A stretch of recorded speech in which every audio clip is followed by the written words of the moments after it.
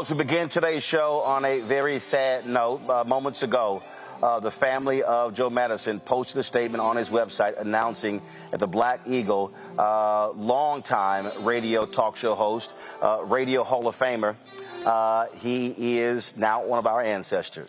Joe Madison, of course, a frequent person on not only my show, Roland Martin Unfiltered, but also on TV One's News One Now. He a huge voice, longtime NAACP board member. He has known folks all across the country, all across the world. He was very much involved in fighting modern-day slavery and the Sudan. He announced a couple of months ago that he was not coming back on the air, takes some time away because he had a reoccurrence of prostate cancer. He had previously battled prostate cancer, and it came back. On November 14th, when I had my birthday, Joe let us know that he was definitely going to be there, but because of his illness, he was unable to come. And the statement came from his family that he passed away peacefully last night. So many folks obviously know about the Black Eagle. We heard him on Sirius XM radio every single morning. Those of you in Washington, D.C., listen to him on WOL AM radio AM as well. He was an absolute legend in this business. And again, we are saddened to report the passing of Joe Madison. Remember, it was several months ago, Joe was on the show talking about his book. He is someone who we often, look, we went so many places. He and I were always together doing something, emceeing different events together. And so this is certainly just shocking news for so many of us who knew him well. My panel today is Dr. Greg Carr, Department of Afro-American Studies at Howard University, Reese Colbert. She is the host of the Reese Colbert Show on Sirius XM Radio, and also Lauren Victoria Burke, Black Press USA out of Arlington. I'm going to start with you, Greg. There are very few people who earn the title of being an institution, of being a legend. And when you talk about talk show hosts, when you talk about black talk show hosts, Joe Madison absolutely was one of the best.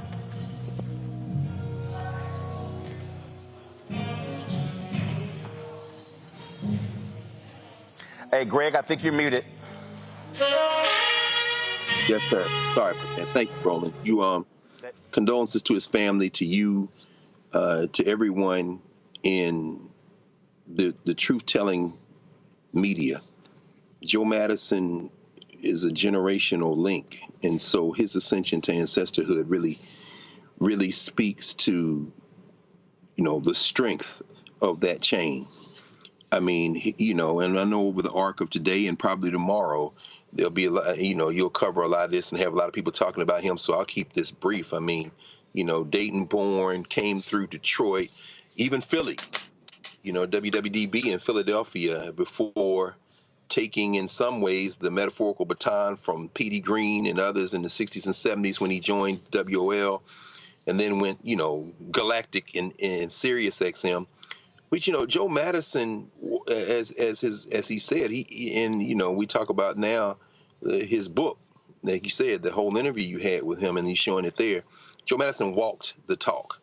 I mean, here's a guy who broke the record for having the longest uninterrupted stretch hosting on the air and used that basically 2-day period to raise $250,000 for the African American Museum, the Smithsonian. He enters war-torn Sudan, goes to Haiti after the earthquake in 2010. I mean, the accolades going on, and we know we'll talk about all of those things. But ultimately, when Joe Madison was on the air, beating up people, don't call Unprepared Joe Madison show.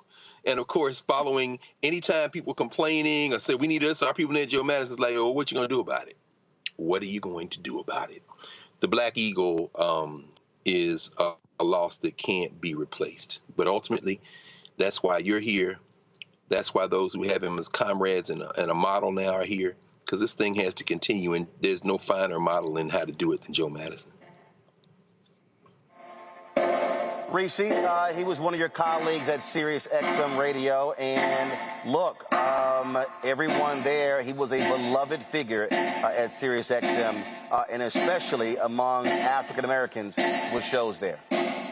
Absolutely. You put it right, an institution, a trailblazer who opened up the door for so many of us at Urban View. I mean, I feel like small person and compared to Joe Madison, a giant, a colleague. That honors me by even calling us colleagues. I remember my first time in the studio for my own show. It was across the hall from the Black Eagle, which is its own fortress at SiriusXM Studios in DC. You got to be badged in, and it's bigger than life. And I just think that his legacy is so enduring, so important. And I don't even want to say legacy as though it's the past. It's still living and breathing through the institution that he has helped pave the way for. And so this is devastating news. Urban View really does feel like a family. All of the hosts, we love each other, we support each other, we uplift each other. And everything that I do, everything that, my number one colleague at Urban View, Clay Kane, does, people always bring up and uplift Joe Madison to us. And so my deepest condolences go to Joe Madison, all of his supporters, the Urban View family, you as well, Roland, because this is a huge, devastating loss. Lauren, when you talk about many of the major events in the Black community, Joe Madison was always there. Whether it was emceeing various events, whether it was covering, broadcasting live.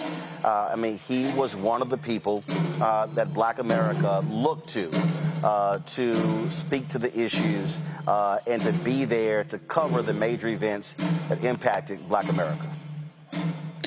Yeah, it's a really sad thing to think about, the timing of all this. Obviously, the news business is going through a transition right now that I think is incredibly bad. And Joe Madison represented old school journalism in the public interest, and particularly for the Black community. And very focused journalist who was asking the tough questions that need to be asked.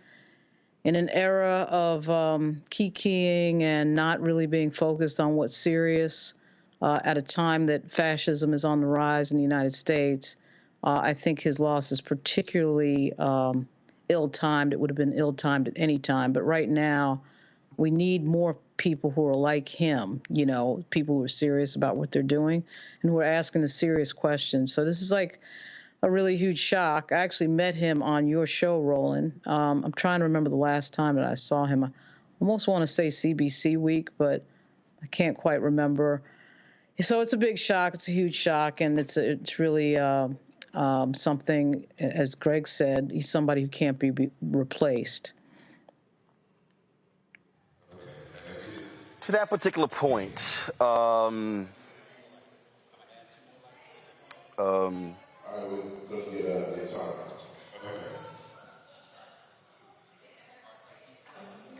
it is difficult because we are in many ways, partners in crime. Joe supported this show. And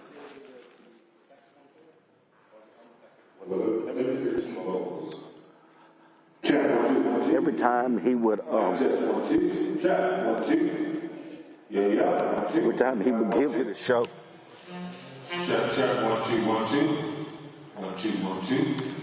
we would joke, and he would pull out his $100 and give it to me. As I think about it, the last time I saw him was at the Dionne Warwick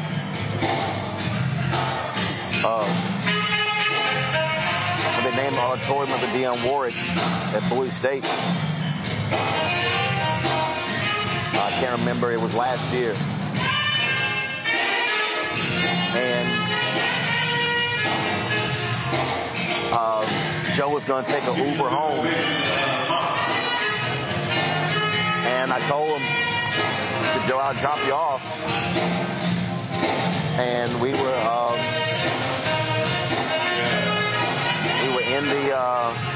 in my Navigator, and we were talking, and we were laughing and talking about black issues and black-owned media. And him and his wife, Sherry, had moved in the Wharf area.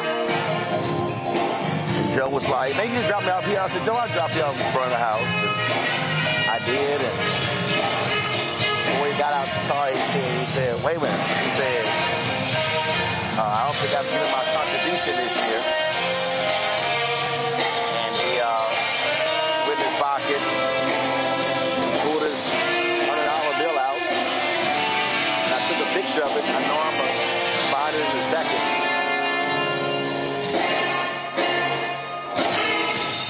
But the thing is that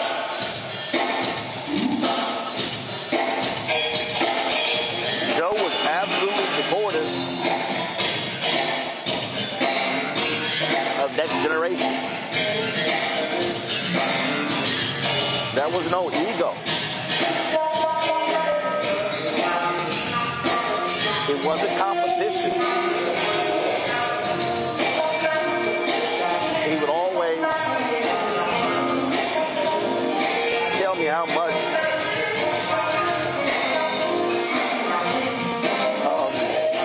what I was doing mattered. And Greg, I don't think we can overstate how important that is when there are brothers and sisters who've been in this business or any business a long time who would encourage next generation and who would willingly come on their platform and share his platform. And that's been a lot.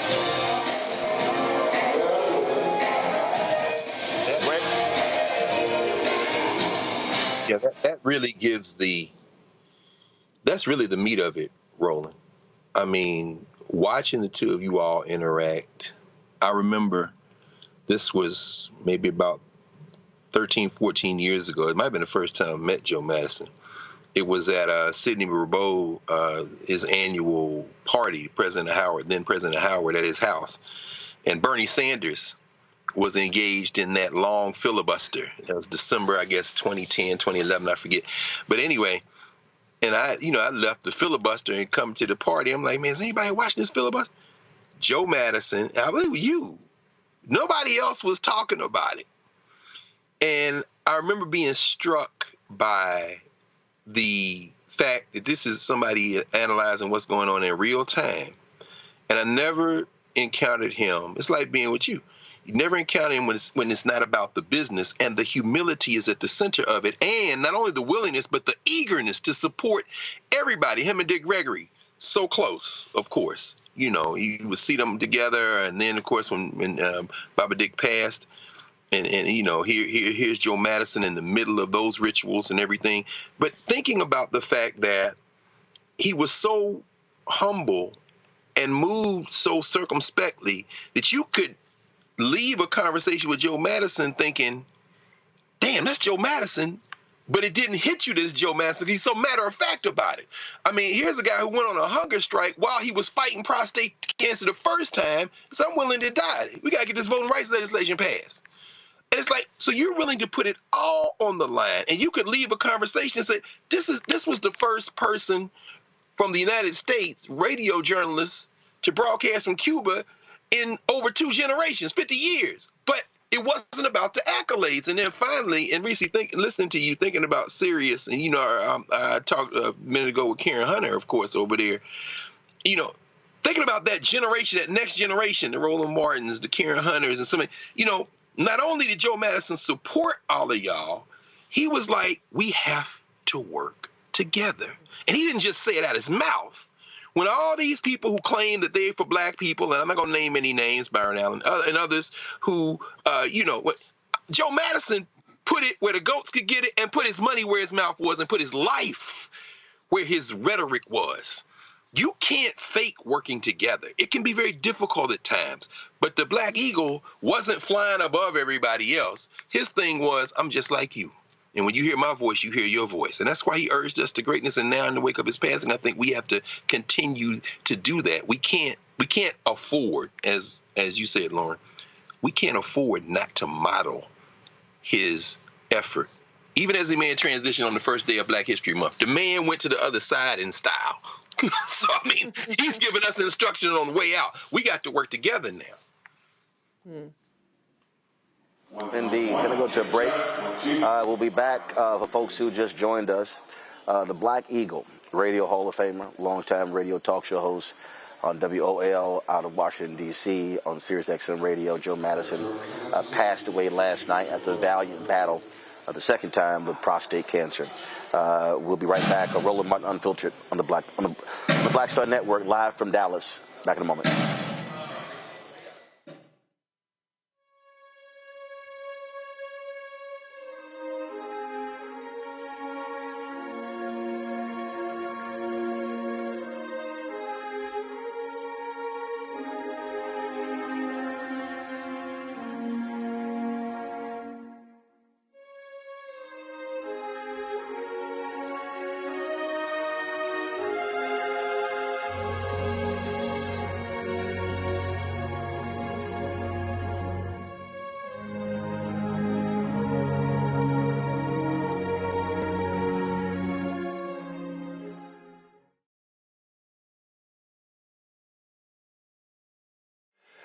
Hey, folks, welcome back to Roland Martin Unfiltered on the Black Star Network. This is the statement that was released by the family of Joe Madison on his website. It is with a heavy heart that we announce the passing of our beloved husband and father, Joe Madison. He passed away peacefully at home, surrounded by family. Joe dedicated his life to fighting for all those who are undervalued, underestimated, and marginalized.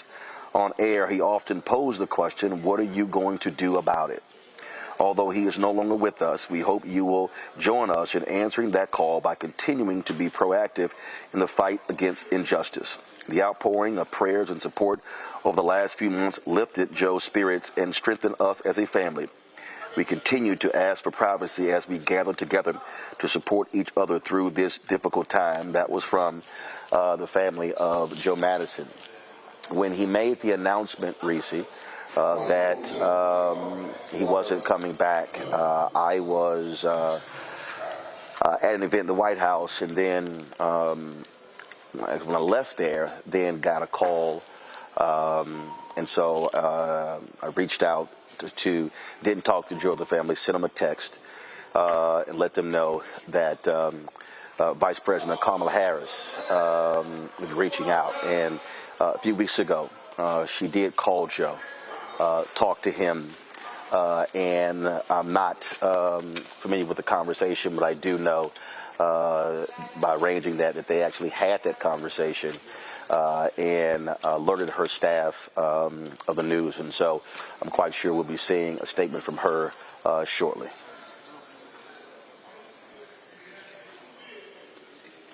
Had such a great affection for the Black Eagle, did his show multiple times. I believe as vice president as well. She did his show in addition to when she was a senator and before that. And so it doesn't surprise me at all that she would reach out. And I know from the times that she's reached out to me at various milestones or occasions that she's a person who's incredibly compassionate, incredibly empathetic, and a very soothing and affirming voice. And so I'm glad that she made that effort and honored him. I'm sure he was honored as well. And I look forward to seeing what she has to say to honor Joe Madison publicly. When we talk about being one and supporting each other, Lauren, when I was calling out then Speaker of the House Nancy Pelosi for her failure to do interviews with Black-owned media, I called Joe, told him that I was what I was doing, calling her on the show, posting on social media, "Where's Nancy?" And he told me, he said, man, I've been asking for years, and they won't book her on the show. And then he said that he said I would see her and I would say, when you come on the show, and her people would never actually get it done. He said, so I'm standing with you on this. And so the next morning, Joe goes on the air, and he tells them what I was doing, calling out Nancy Pelosi. Literally, his phone rings, and it's Pelosi's staff, and she was on his show in 48 hours. And he called me and he said, Roland, he said, man, he said, they will clearly listen, and they immediately booked her on the show. He said, so appreciate you calling her out. And I never got the interview with her. And, she did one with Joe, did one with April Ryan. And even April called and thanked me and saying, hey, I've been trying for 2 years. You made it happen. And here's the deal. My deal was like, cool. I didn't get it, but if they got it, I was cool with it. But again, that was Joe saying, I'm going to ride with you. I'm going to call him out, too, on the air. Yeah, it really just goes to show you, his show was the last of the, I'm trying to think of somebody who's comparable. I mean, I guess if we get into numbers, but to me, this is a moment where you realize, of course, that numbers don't match, the level of seriousness that he was seen. He was seen as somebody that could move opinions and was an influencer in a much more serious way than a lot of the influencers that we see now. And to what he used to always say about what are you going to do about it, you're making that statement. Joe would make that statement all the time in an era where people, I think, have fooled themselves into believing that talking or just being on some platform that may have some numbers means something. And, Joe was... Greg really stole my thunder in his last comments, because Joe is a tell it like it is type of guy, a blunt, no BS type of guy. And my favorite thing about him is that he came along 40 years ago before the real influence of before corporate influence really started to impact the media. And he kept with that his entire career. You can see corporate influence's impact on the media all over the place, the subjects that don't get discussed, things that get ignored. And obviously for Black radio that has been disappearing over the years, he became a more important platform with that. So that story really does not surprise me, because I'm sure that Pelosi's office recognized, exactly, pardon the pun, how serious it is to be on his show. And it's hard to imagine who fills that spot. I would guess that Karen Hunter probably comes the closest, but it's just something that we're missing in a lot of the platforms that we see out there. Is a really sort of serious bringer of issues, and who's serious like all the time, and is not trying to blend entertainment or infotainment with hard issues. And that's the thing about Joe. Mark Thompson joins us now on Roland Martin Unfiltered. Mark had texted me earlier, and then about 15 minutes later with the confirmation about the passing of Joe. And Mark, I alluded to this. We would all often be in the same places at the same time. So if I wasn't emceeing something with Joe, you likely were. And so we were all running in the same circles. No, you're fine. Thank you for having me. Feel loud. Words that others have shared. Good to see Greg and Reese and Lauren, not under these circumstances, of course. Joe and I were co-workers for years, first at Radio 1 at WL, and then at Sirius XM. And we all were often in the very same places, covering the same events and the same stories. And also often emceeing many events. I had reached out to Joe a few months ago. I had texted him, and he didn't respond right away, which was somewhat unusual, but we're all busy. I had no idea that the prostate cancer had come back. And when I texted him, he always liked to keep up with my son. Joe was an athlete and a college athlete. And if there was one young person, I think Lauren talked about his support of young people. There's one young person he really believed in. It was my son. And I texted him about some of my son's college athletic exploits, and he didn't respond right away. But, I figured he was busy. No big deal. And then I learned, like everybody else, that he was off the air, and he was dealing with this return of the prostate cancer. And so, one of the things that's very painful for me at this hour, as it would be in any one of these situations, I was literally making plans. I've got to be in D.C. next week anyway. And so I was going to do what I could to get to see Joe. And the clock ran out, and the good Lord called him home to glory. And so, and we know that's where he is. Joe and I had a lot of experiences together, probably over at least, Roland, at least the past 30 years. Not only going back to working together at WL, beginning there, when that was just 2 or 3 stations, not all the stations it is today. We were with Dick Gregory in a lot of the movements. We went to jail at the CIA around the crack and powder cocaine issue that the CIA was involved in. We were with Maxine Waters. We were with Gary Webb of the San Jose Mercury News, standing up against that because we knew what Reagan had done in terms of bringing bringing that back to bringing that story back to the forefront. And so this is a loss because he wasn't just a radio host. He used to call himself a radio activist. And that's exactly what he was. And then Joe's longevity, going back to being an organizer for the NAACP in Detroit, the influence he had there. In fact, another reason I had reached out to him, frankly, now that I recall, was that a mentor of his in Detroit had actually passed away, a brother by the name of Duke, and someone that Joe looked up to a great deal, and who was very supportive of him as he came along. Of course, he was on the board of the NAACP for a number of years. And when I called you earlier this evening, and if there was, in transparency, if there was something that was texted to me and to Ayanna Gregory, Dick's daughter, but we didn't know. And so we wanted to hopefully confirm that it wasn't true. And then Alba Blankson of the NAACP texted me that, in fact, it was the case. When you came to me, I was just on the phone with Dr. Benjamin Chavis. He had called about the news. And, of course, they were both, Joe was on the board of the NAACP when Dr. Chavis was named the head of the NAACP back in the 90s. And so, Joe had a very broad footprint in our people's struggle.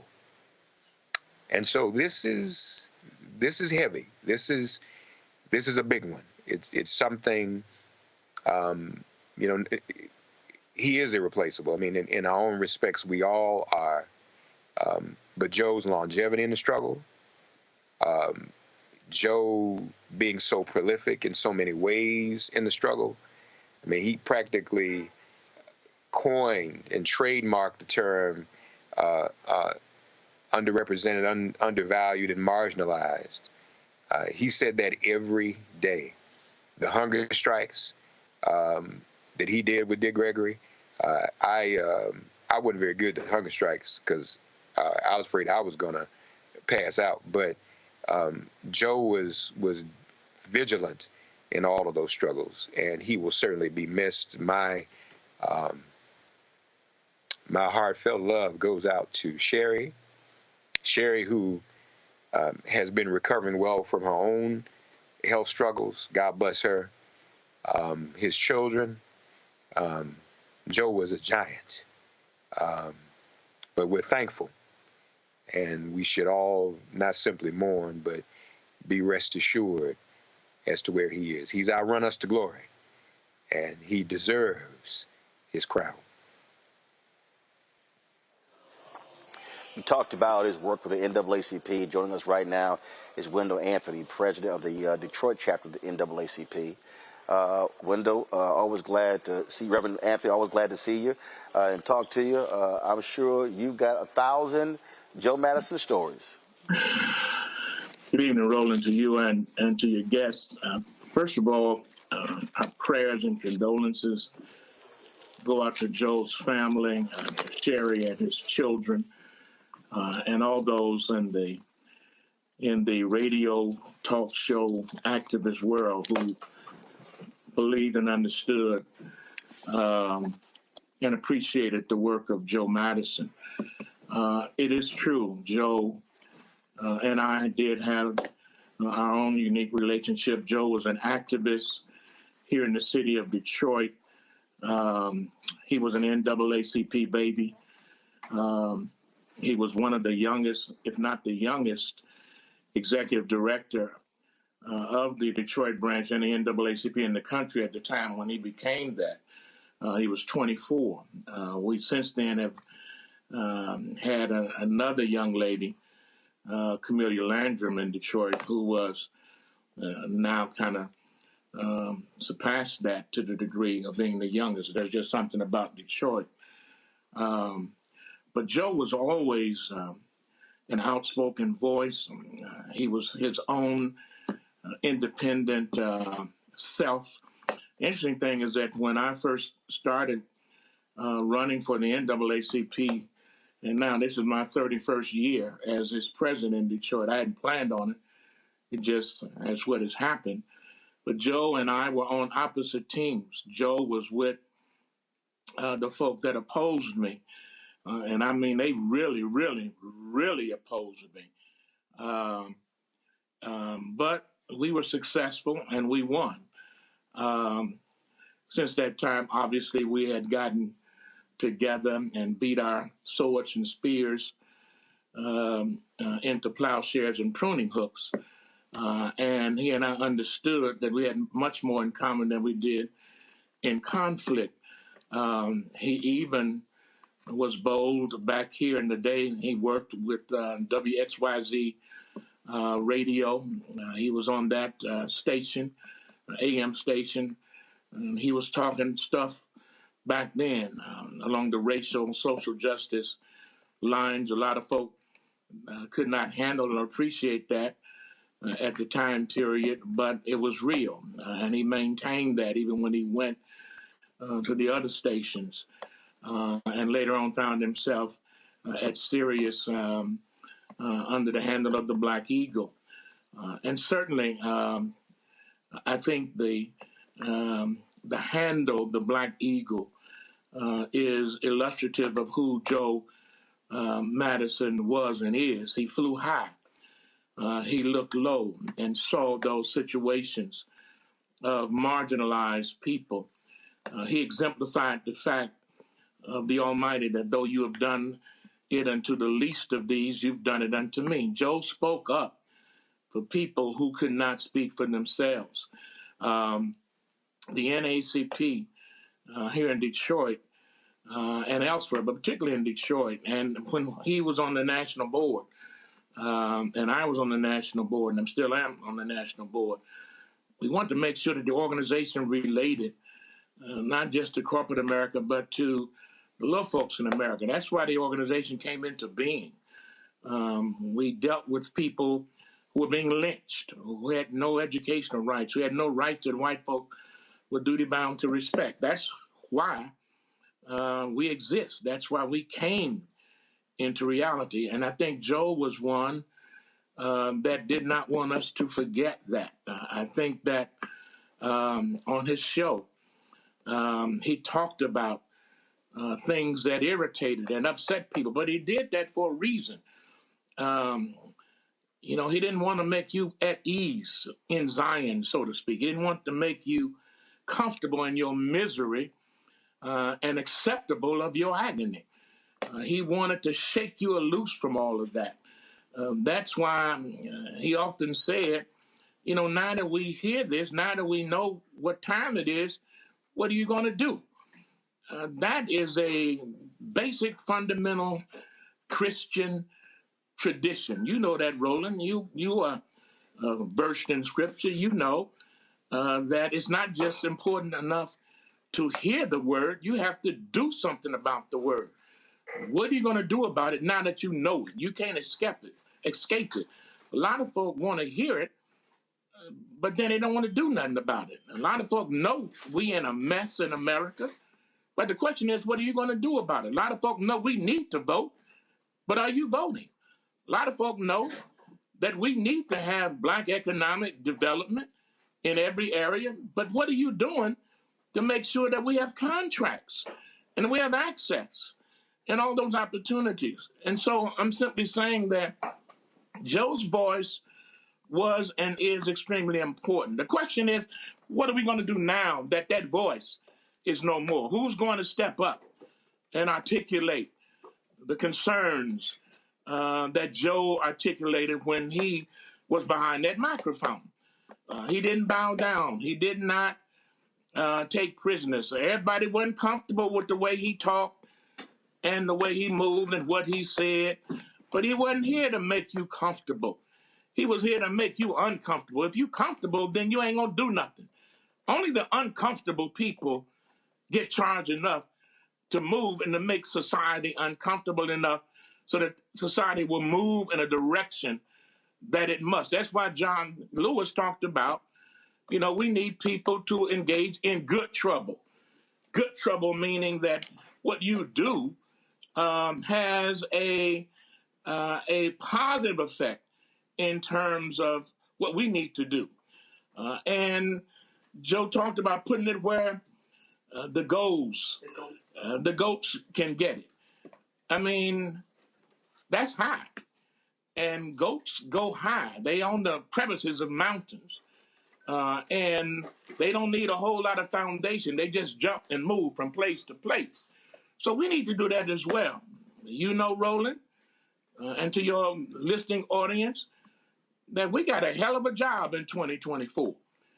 There are people that want to take us and put us back on the plantation. You know that. Well, I ain't going. I'm acknowledging right now, I am not going. I'm one who believes in the song that our ancestors sang, before I be a slave, I be buried in my grave and going home to my Lord and breathe free. They didn't bring us this far for us to turn back now. And for people saying it ain't nothing to get engaged about, nothing to vote about, nothing is going to change, you missing the boat. Everything changed. Ketanji Brown Jackson is a change. The folk that are in the cabinet of this man called Biden, with more Black people there, is a change. Lowering college tuition costs is a change. Healthcare expansion is a change. Saving your life from a demagogue who wants to deport you and take every right from you that you got is a change. Don't wake up on the day after and say, oh my God, what happened? I'm telling you now, you must happen to make sure that something bad and negative and crazy don't happen. If you can't do it for yourself, do it for your children. Do it for your grandchildren. Everybody got to get in this game. And I think that's what Joe was about. That's what the eagle is about. The eagle flies high, but he sees real low. And he knows that certain things can't go. God bless our brother, our friend, our comrade in the struggle. We thank him for living his purpose and his life shown with purpose. And the question is, what are you going to do with the purpose that you've been given?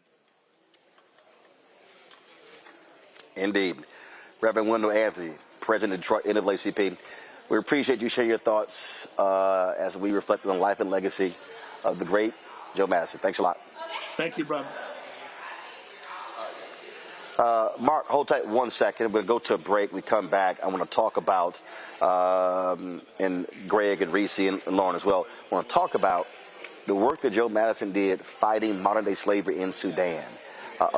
He was doing this years ago, and he was pressuring U.S. presidents on this very issue as well. So we'll discuss that, folks.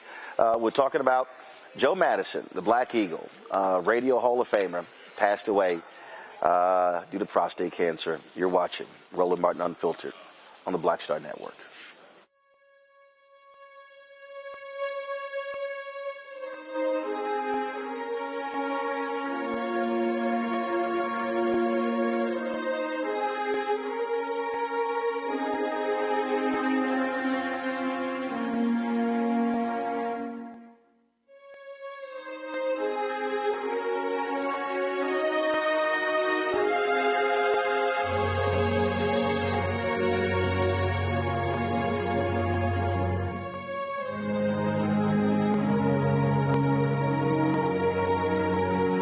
Hey, y'all. Hey. I just dropped Joe Madison off at the crib.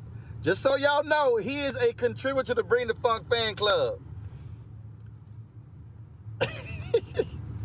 So y'all need to be a contributor as well. Hey. Joe said he ain't mailing no check. Appreciate it, Joe. Oh, man. Appreciate it. God bless you. That was the last time I saw Joe Madison. That was April 1st of last year. As I said, we were at the Dionne Warwick dedication at Bowie State, dedicating the renaming of the auditorium, the Performing Arts Center after her. And I dropped him off at home, and he said, "Wait a minute, I need to give my donation." I said, "Hold on, let me get this on video." And people always, folks always kid me, Mark. They always kid me talking about, "Man, you always got your camera. You always shooting stuff." Well, one of the reasons why that's what I do. I document stuff, and it's always history, and you never know when you're going to need it. And I'm glad I did that. Also, guys, pull a photo up. This was a photo we took first, and then he remembered he had to, he said, "Man, I haven't given my donation this year." And so, again, he pulled $100 out. And gave it to me, and he was known as a photo, guys. That's the video. I sent y'all a photo as well. There's a photo of the two of us smiling in the car there. One of the things that Joe was really focused on, and I'm going to start with you, Greg, was the issue of slavery in the Sudan. I mean, this was something that he did hunger strikes. I mean, he pressed government officials. He went there. He helped free some folks who were enslaved. And it was one of those issues that did not get lots of attention in this country, but he made it a priority and made other national media outlets cover it. Yeah, and that's unfortunate. I know Mark knows a lot much more about this than I do. I mean, being there on the ground with him, the civil war in Sudan had stretched through the 80s into the 90s. The thug that was in charge of Sudan at the time, Omar al-Bashir, since deposed and gone. And of course, there's a new country, the newest country in Africa, South Sudan. Thinking about John Garang and the folks in South Sudan, the Dinka people in particular, Dinka, Nuer, Shilluk, the Africans, those who have not been Arabicized as such. And that war, which saw the trafficking, human trafficking, particularly the trafficking of the government, with support of the government, these Janjaweed people and others kidnapping African people by the thousands. And of course, we probably have all heard the region of Western Sudan, then Sudan, called Darfur. And there were a number of people all over the world, Christian missions, others coming in and quote unquote buying the liberation of these people who were forced into service. And Joe Madison put everything on the line again. A vast silence. The UN was silent. Kofi Annan was the head of the UN at the time, a Ghanaian. The Congressional Black Caucus hadn't said anything. And I remember there was an article in the Village Voice by Nat Hentoff, the famous jazz critic, back around 2001, called "The Black Eagle Swoops into Sudan." And Nat Hentoff said, nobody's saying anything, but this Joe Madison guy has gone to Sudan. He's in Sudan. He's back and forth. He has helped liberate over 7,000 people of African descent. And then Joe Madison put some of these Sudanese young people on the air, on Sirius, on his show, and you hear him talking about that. And eventually Jesse Jackson made a statement and other folk came in. But the United States of America's geopolitics, it wasn't necessary. They were in bed with this guy who was running Sudan. And no, they didn't like the humanitarian crisis, but we know that politics in this country, as most countries in the world, trumps the moral cause. And Joe Madison went right from the anti-apartheid movement to the movement to free those who were being enslaved in the Sudan. And that's just a basic overview. But as I said, Mark, our brother, knows much more about it than I do. Mark, speak about that again. Why was Joe so focused on this issue that he made it a national priority? Well, I think one of the reasons he did so was because no one else was talking about it. And as we all know, when you start talking about Africa and news from Africa, tragically, there's not a lot of interest. There's enough news every day that we could have an Africa unfiltered with news 24 hours a day. And I remember when Joe got involved in what was going on in the Sudan, Greg was right at the beginning. It wasn't very popular, unfortunately. But he held his ground. He pushed the story and actually made it into a story that no one could really ignore.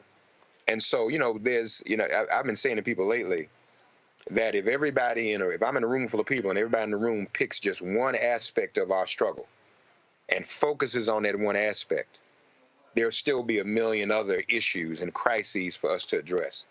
And Joe picked this one, and I think, quite frankly, because it was about our people in Africa, one. Two, because it was so largely ignored. I think he found something that he said, I'm just going to do this. I'm going to amplify something that no one else is willing to amplify. And it helped raise a generation's conscientiousness about what's going on in the continent. And right now, what's going on in Sudan is also tragic. What's going on in the Congo and different parts of Africa, what's going on in Haiti, those issues aren't getting the coverage that they should. But as Reverend Anthony said, who's going to step up in Joe Madison's place? Who's going to do what he did? This is the call now for others of us to take on some of these issues and amplify them. We're talking about Gaza. As important as that is, covering Gaza wall to wall. Hell, I just wrote a song about Gaza. And my daughter said, well, when are you going to write a song, Abba, about the Sudan and the Congo? And she challenged me. I'm not a songwriter. Mm-hmm. But the point is that there are issues that are facing our people right now today.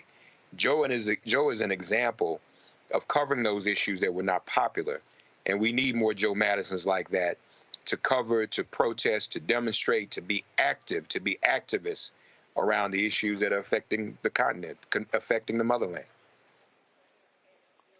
And Reese, this is the thing that it's hard for some people to understand. And look, I totally get the radio shows out there that talk about the latest celebrity, that talk about Nicki Minaj beefing with Meg Thee Stallion, people talking about the Cat Williams interview on Club Shay Shay, talking about Glorilla or what somebody else is doing. And Joe and I used to always laugh because he was like, I ain't got time for that crap. He said, we got way too much important stuff. And this is why you must have black folks behind microphones who are willing to talk about the stuff that others don't want to deal with. And it may not be sexy and it may not be trendy, but it's absolutely about life and death. It truly is. And there's an appetite for it. There's a huge appetite for Black people to be treated like intelligent human beings who are citizens of not just the United States, but of the world, and want to be informed and want to be active and civically engaged. And that is where Joe Madison really found a deep and devoted following, and he helped move the needle on so many important issues. And so it's important, and it feels especially tragic to have this loss in 2024 in this important election year. We know how Joe felt about voting, his hunger strike, as Dr. Carr mentioned earlier, to get voting rights. And with all of our rights under attack, or citizenship under attack, the biggest platforms that are getting attention, Black platforms, are those who are ill-equipped to counter the white supremacy that's being platformed and normalized in their face, like the Breakfast Club, who had Nikki Haley and Vivek Ramaswamy and others on there. It's a shame, but irrespective of what others do, we all who have a platform, and Joe is the ultimate epitome of this, have a responsibility, and we have the capability to tell the stories that aren't being told. We have the ability to move the needle. We have the ability to be thought leaders and not followers of what's trending, not followers of what the algorithm is saying people want to hear, but to actually push the conversations into the public sphere that need to be had, and push politicians, because it's not about who has the most number of followers or who gets the most likes and retweets. It's about the people like the Pelosi's who are listening, getting this free political insight and commentary and advice that many of us give on Black media to these politicians to better them and push them towards what needs to happen. And so, we all have big shoes to fill. We can't replace him, but I think, as Lauren said, we have the blueprint to follow to make sure that we're having these important conversations, not just what everybody is talking about, but what we need to be talking about.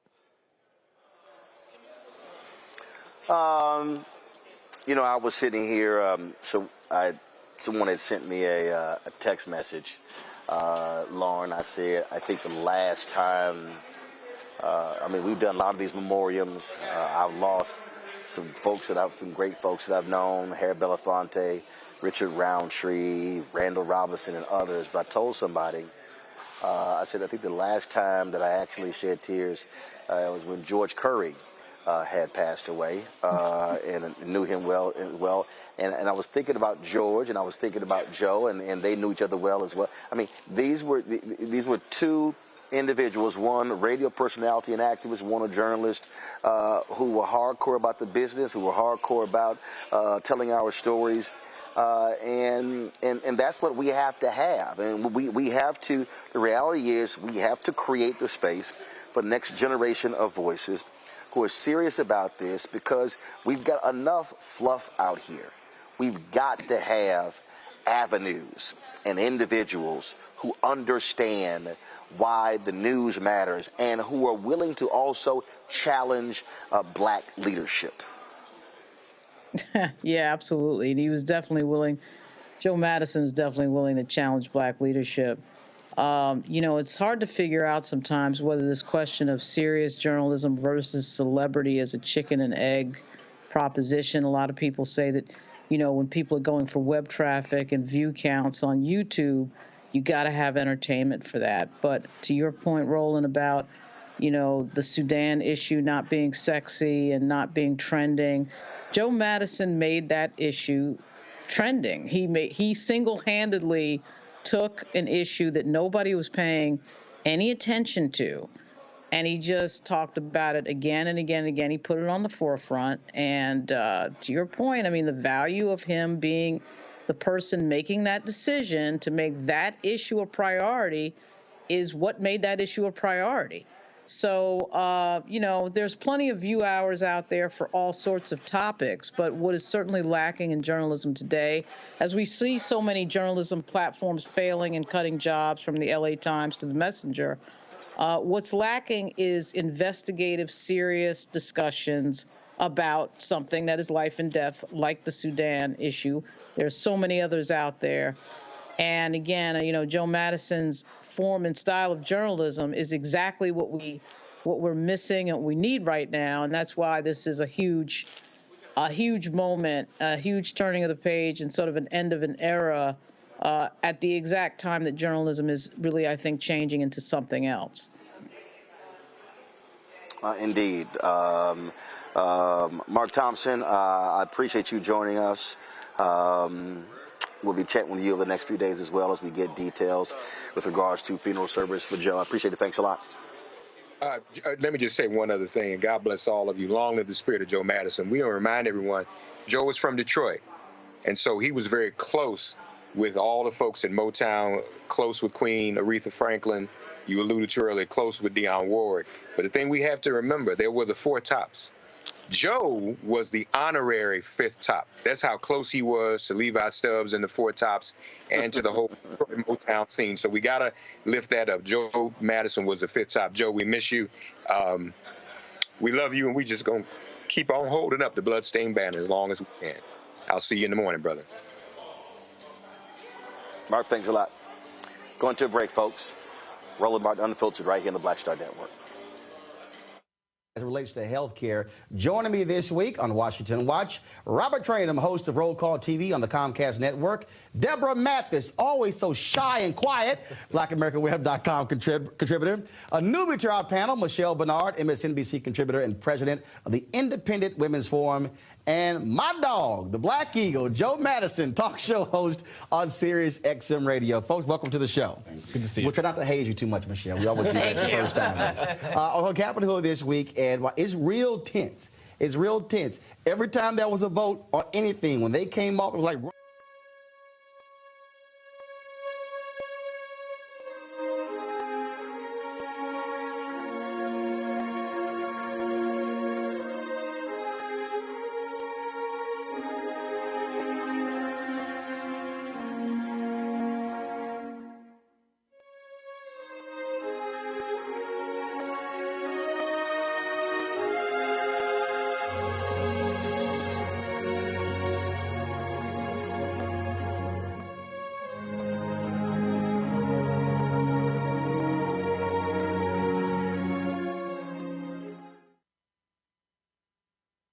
On the next Get Wealthy with me, Deborah Owens, America's Wealth Coach, the wealth gap has literally not changed in over 50 years, according to the Federal Reserve. On the next Get Wealthy, I'm excited to chat with Jim Castleberry, CEO of Known Holdings. They have created a platform, an ecosystem to bring resources to Blacks and people of color so they can scale their business. Even though we've had several examples of African Americans and other people of color being able to be successful, we still aren't seeing the mass level of us being lifted up.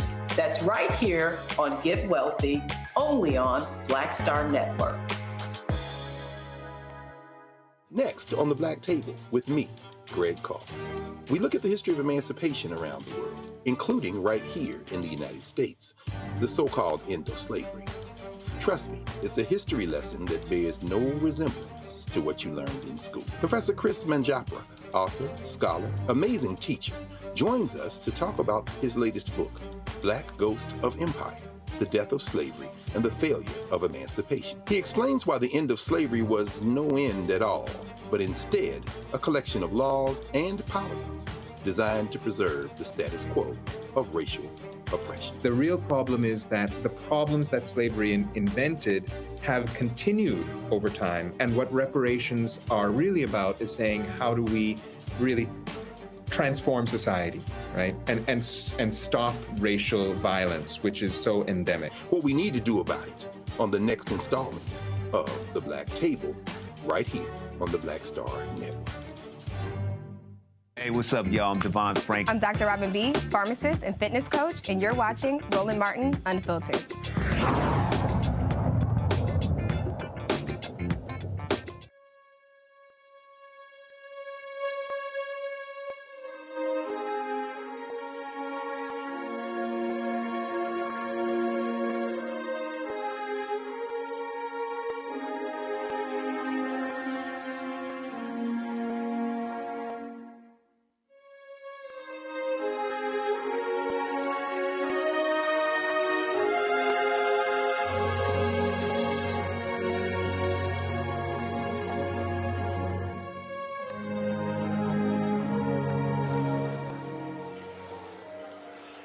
Hey, folks, welcome back to Roland Martin Unfiltered here on the Black Star Network. I'm at the Black Academy of Arts and Letters here in Dallas, where they're having the installation service in about 30 minutes for Reverend Dr. Frederick Douglass Haynes, the new president and CEO of the Rainbow Push Coalition. We'll be carrying this event live on the Black Star Network.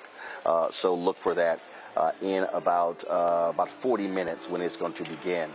I said Joe appeared on this show several times, but he appeared a lot on my News One Now, my TV One show, Washington Watch, which ran from 2009 to 2013.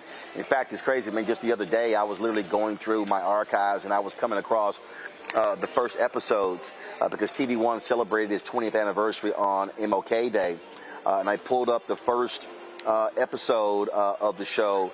And I looked at a bunch of other photos that I had in my archives, and it was like Joe was on a number of those panels, so it seemed like he was on the show all the time. And here is one of the appearances where we were talking about black organizations. I love to study the civil rights movement. And what I thought was interesting, and part of this whole thing we're doing, Black Power, Ebony Magazine, is the whole focus on 2010 is the whole notion of Black Power. Yep. When I interviewed Reverend Al Sharpton, he talked about staying in your lane. The beauty of the civil rights movement is different folks stayed in their lane. That is, the Urban League had their role, NAACP had their role, Legal Defense Fund had their role, SCLC had their, everybody had their own lanes, but that's how things actually got done. But the lines are obscured now. But I think the problem now is, April, you have black organizations all trying to do everything, education and healthcare and economics and civil rights, and nobody seems to be just in their lane, locking and loading. And see, and that's the point. It's about education, but it's far more than that. We have so many disparities in the minority community, and particularly the African American community. Education is the key to unlock the door to so many things, but at the same time, you have disparities in prison populations, you have disparities in health, you have disparities all across the board in so many things. But here, in jobs, particularly right now, but you know, in talking to many civil rights leaders and black leaders that I do quite a bit, they are going through a shift right now with this new president. And it's the same kind of situation back in 1963. You know, African Americans are still looking for first-class citizenship, although there is a black president. The shift is many of the black leaders said, look, we have a black president. We're looking for that compassion that we didn't get from the other, from the other presidents. Hold on. But wait a minute. They're saying we're looking for that compassion. President who happens to be black. But actually, wait a minute, go into wait. On the notion of black power, though, I'm going to shift the black issues. They are concerned. They're shifting. No. Here's what I think is the greater issue, and because in our previous panel we dealt with political power and President Obama. I think the problem in terms of the organizations is they don't know how to connect to this. This generation. See, this generation is sitting here saying, I want to be involved, I want to be engaged, but it seems the organizations don't know how to necessarily connect with them. And so the reason the NAACP and the Urban League have been around for 100 years is because they have survived from generation to generation. Joe, the existing organizations, the larger ones, are they going to be possibly supplanted by groups that are coming up? We may not necessarily know about them. But we've always had groups that have come up. Even, look, like 1968, the NAACP was as strong as it ever had been, and you had groups that addressed different things. The Black Panther Party was we've always had different groups address different things. Let's go back to this issue of power. Integration. What is integration? King said it. It is the sharing of power, resources, and responsibility. Those three things. Education, and he hit it right on the head, is the new currency of the globe. These communities that have the most educated people are going, education is more valuable than gold. So should the organizational agendas be shifting and changing to meet with the generation? Yes. And who do you think, out of all the ones out there, who do you think is doing a good enough job? Should folks be looking at Jeffrey Canada and what he's doing in Harlem saying, you know what, we should be boosting this brother and what he's doing? And I'll tell you about the NAACP. NAACP, they had a housing department. I ran their voter education department for years, registering people to vote. We addressed they had an international department. They had a prison program. They have got to be. They also had stability of leadership. Well, yeah, that's a whole other story. Ben Jealous is new. Mark Morial is new. Bernice King now running the SCLC. Again, it's a whole different thing goes on. But this goes these organizations. But this goes back again. This goes back again to the shifting of power. About 15 seconds. Okay, the shift means that a lot of these organizations are trying to find their way in how to attack the issues of Black America going to this president who happens to be Black. No, they are. This is what they're telling me. They're trying to find their way through this shift. It's not just about the president. It is about the people. It's everyone. But again, if you do not connect with the people, if you do not take the issues and connect with the people, then it does not matter who is in the White House. You will not be affected. Final comments. We need a new sense of militancy and activism in our community. Great point. Ron, final comment. I agree with that, and as it relates to education, if our kids aren't equipped, we cannot compete in the world stage. And talk about militancy, man, I want to see Ron Christian in a beret. Oh, man, we had some feisty conversations back then, just as we do right now. Final comments with my panel. Lauren, I want to start with you. The Black Eagle, Joe Madison. Well, I mean, it's a terrible time that this all happens, and you know, to listen to you guys discuss what you were just discussing on that old show kind of gives me a bad feeling, because when I see a discussion like that was 2010. Right. That was 2010, Lauren. Right.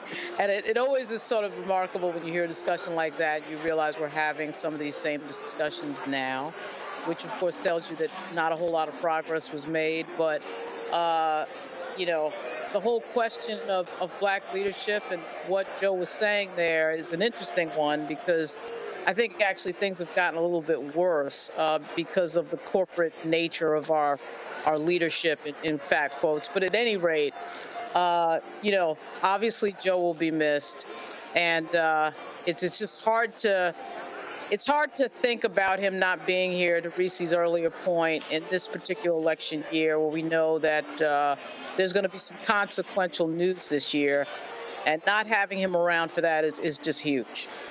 Just huge.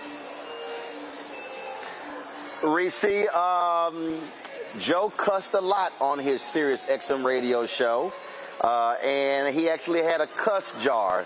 And so every time he would cuss, he had to put some money in that. So he would sometimes just come in and just put $100 in there, and he said, y'all know I'm about to let loose. I don't know if you got a cuss jar on your show, but I'll say it was two things you and Joe had in common, is Sirius XM radio and cussing. Well, I will absolutely take that as a badge of honor. It was always the biggest compliment somebody could give me, that I was like the female Joe Madison. I don't know if he would agree, but I do remember somebody did call into his show. And I mean, I saw him in the halls of Sirius. He had no idea who I was, even though, of course, I knew who he was. And I had been on a panel when he was promoting Radioactive. But they called in and they said, you know, there's a woman on Sirius XM who has a show who be cussing just like you, Joe. And he seemed proud. He seemed very proud of that notion. And so I will at least, at a minimum, fly that cussing flag on the Urban View radios out here in these streets, because as you put it so often, you reminded us that that Joe Madison was about putting it where the goats can get it. And I think that beyond the delivery itself, the important thing is reaching the people. And the important thing is not sitting here just to pontificate and feel really good about yourself because you just letting people know in your own way. If it doesn't reach the people, if they're not getting it, then you're just talking, blowing hot air. And so I think that is a lesson for many of us, is to stay authentic, stay true, but also really respect your audience and bring them along with you. If you're not really reaching the people, then what are you doing? You know what I'm saying? That doesn't mean bring yourself down a level, because your audience is probably smarter than you give them credit for, but it just means that is the ultimate goal, is to move people and to really resonate with people in a way that is going to make everything better for us, because we need each other. We can't do it alone in this environment. Dr. Greg Carr, Joe Madison was well-read. He was someone who was very highly intellectual, was a running buddy of Dick Gregory. In fact, he led the fundraising efforts to get Dick Gregory his Hollywood Walk of Fame star. We were there in California for that event as well. I think I did a Q&A with Dick Gregory on stage. Just your final thoughts about the Black Eagle, Joe Madison, now being an ancestor. Roland, just listening to this show, listening to you, watching those clips, I agree with Lauren. It reminds me that, Wade Nobles, the psychologist, once said that power is the ability to define reality and have other people accept your definition as if it was theirs. We have the potential for power, but in order to get that power, we have to do what Reese said. We've got to speak to the people, and the people have to speak with us and listen to us and move together. Joe Madison was an intellectual. But when we think about it in terms of continuity, you sitting there talking with Mark, he's a different generation. Joe Madison is of a generation just before you, and then you come along, and then Mark come along, and here come, Reese and Lauren. And in that context, we have to understand that there was nowhere to run and nowhere to hide at one time in the black press. I was just reading the report back from the NNPA meeting in Florida. Where is the black press today? With all due respect to, again, the Breakfast Club and these other places, there are too many places to run and too many places to hide.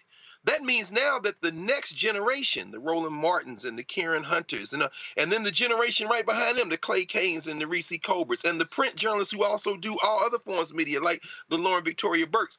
It's time now for continuity. We got to take away all the hiding places, because our open enemies define their power by the ability to hide y'all. When Joe Madison came along, it wasn't nowhere to run, nowhere to hide. Nancy Pelosi ain't gonna talk to me. Okay, she'll talk to Roland. Wait, she ain't gonna talk to me and Roland. She gonna talk to April. Guess what? It's time out for these solo acts trying to push their brand. Joe Madison was about sacrifice and community, and now Roland Martin Unfiltered becomes that much more important. It's time for some networking, some community, some coalition building. We got to take away all these places to run and hide, because Joe Madison's going to fight for us on the other side, but he can't fight the battles we got to fight now in 2024. This could be for all the marbles. So it's more important now than ever. And thank you, Roland, because nobody else is going to do this, and that's part of the problem, too. Greg, appreciate it. We were literally, so the plan was for us to talk about some other different subjects with other guests planned. As I said, I'm here in Dallas at the Black Academy for Arts and Letters. As you can see, folks are preparing behind me. Folks are coming into the auditorium here because in about 20 minutes, they're going to begin the installation service for Reverend Dr. Frederick Douglass Haynes III. He asked me to come here. In fact, Freddie asked me, he was my pastor here at Friendship West Baptist Church when I lived here in Dallas, to come give some remarks specifically about the importance of black-owned media. Then literally as I was getting out of the car to walk across the street at the park, Mark Thompson had sent me a text, said that I had heard that Joe had passed away, and we began to make some calls, and then all of a sudden, about 15 minutes later, the confirmation was there, and we completely changed the entire show. And so we'll rebook the other guests as well, and obviously here there are a number of people who are going to be speaking here. I'll be getting a reaction from them with regards to the life and legacy of Joe Madison. We'll have more of that tomorrow. We're going to cut the show right now. So what's going to happen is I'm going to go to break. First of all, we'll still be live, folks. I'm going to go to break. We come back. We're going to re-air my conversation with Joe about his book. We talked about his life, his career. We did this early last year. And I'm thankful that he released the book. I'm thankful that he came by the studio and we had the conversation. Joe Madison, 74 years old, passed away after another valiant battle with prostate cancer. Folks, that is it. Like I said, we're going to go to a break. We'll come back. We'll have that for you. We'll also go live in about 20 minutes from here. So we have two different live streams going. And folks, this is why Joe supported us. This is why he was a contributor to the Bring the Funk fan club, because he understood the importance of black-owned media. He understood the importance of this show. And so we want you to do exactly what Joe did and support this show, because mainstream media is not going to give Joe his props. We're going to have more tributes over the next several days. And so you can count on that because that's what we do. That's what we speak to our people. We tell our stories. And so you know how to contribute to us. Our Bring the Funk Fan Club, checking money orders, P.O. Box 57196, Washington, D.C. 20037-0196. Cash App, $RM Unfiltered, PayPal, R Martin Unfiltered, Venmo's RM Unfiltered, Zelle, Roland@RolandSMartin.com, Roland@RolandMartinUnfiltered.com. I never actually do a Bring the Funk giving item when we have any memoriams, but I chose to do so because, again, Joe believed in this show. He believed in me. He believed in black-owned media, and he believed in providing black people with information, because information is power. And he would always say, you got to put it where the ghost can get it. And so that's why we pay tribute to him. And so we're going to go to break, and we'll come back, and you'll hear my conversation with Joe Madison about his book, Rest in Peace, Black Eagle. Back in a moment.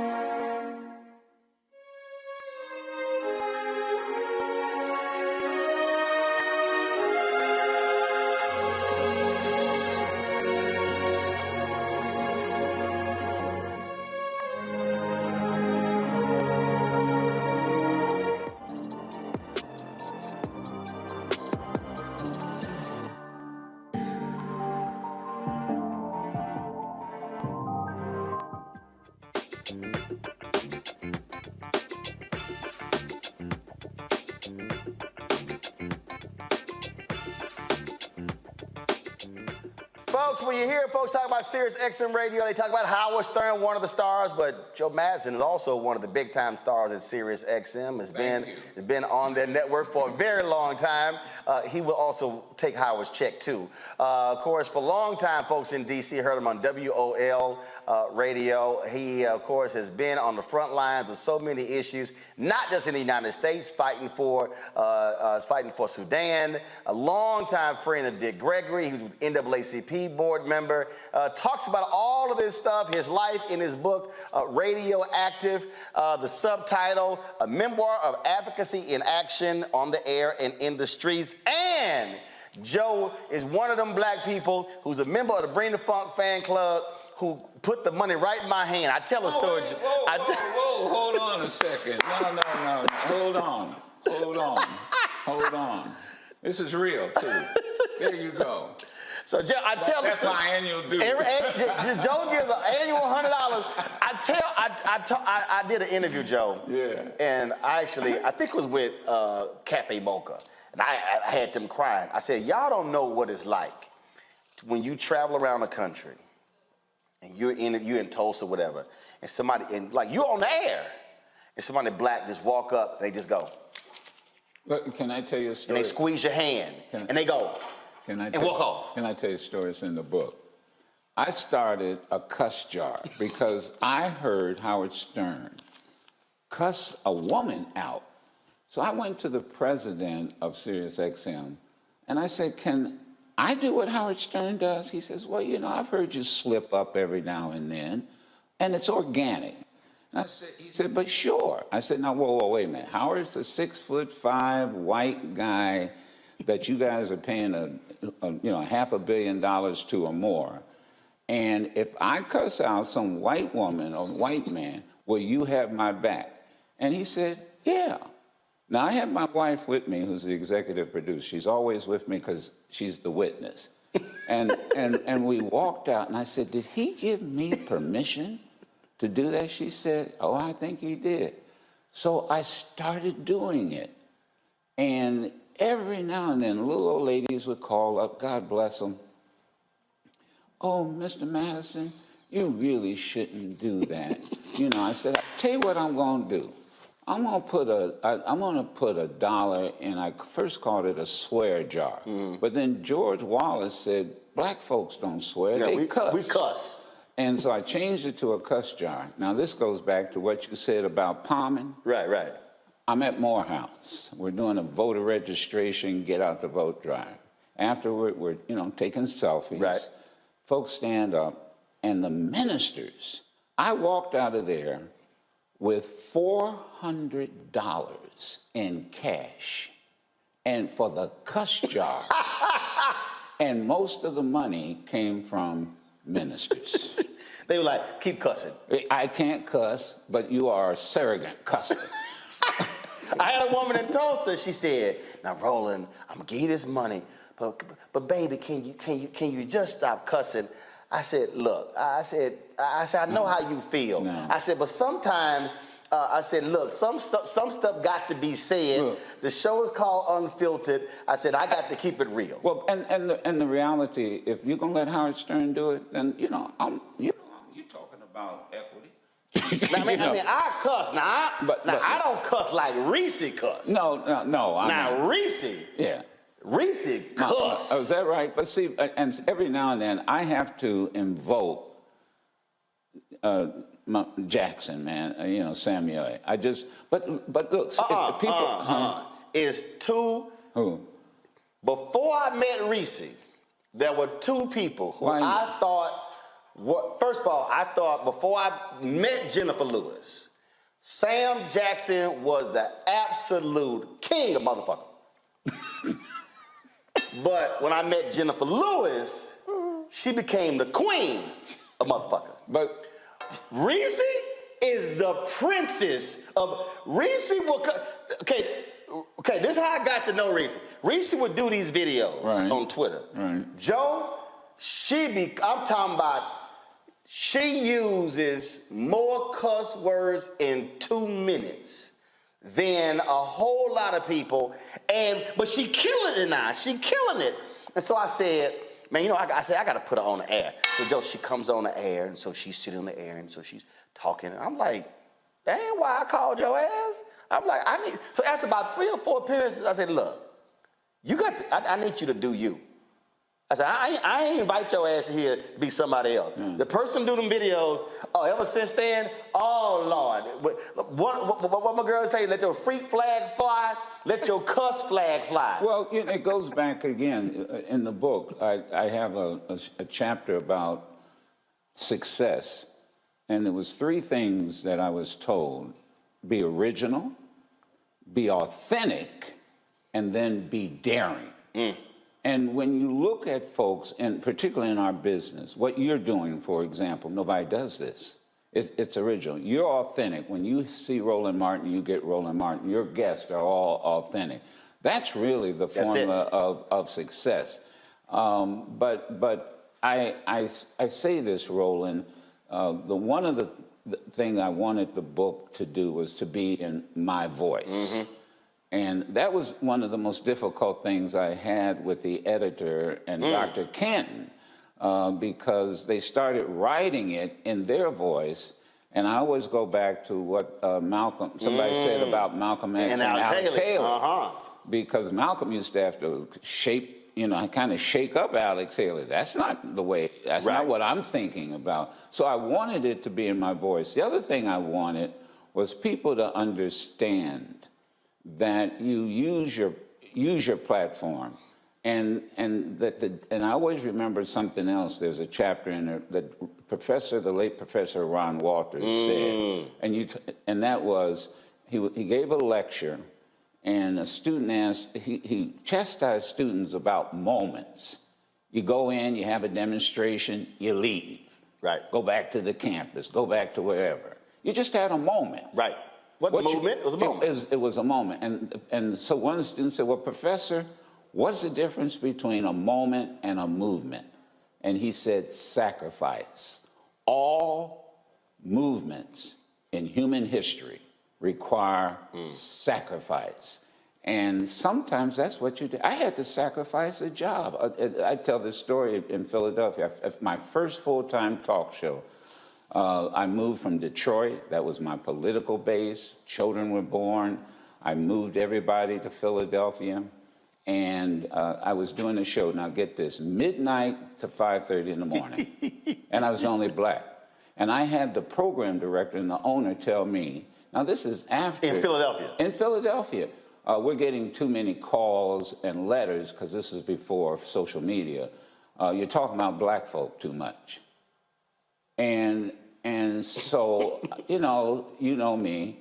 So the next day, I decided, you know what I'm going to do? I'm going to interview two people, different viewpoints. So it was Ron Brown, because he was running to be chairman of the DNC, the first black chairman. So I had Ron Brown on 1 hour, and then the next hour, I interviewed Louis Farrakhan. I was gone. And you say y'all want to see black? And then when I came to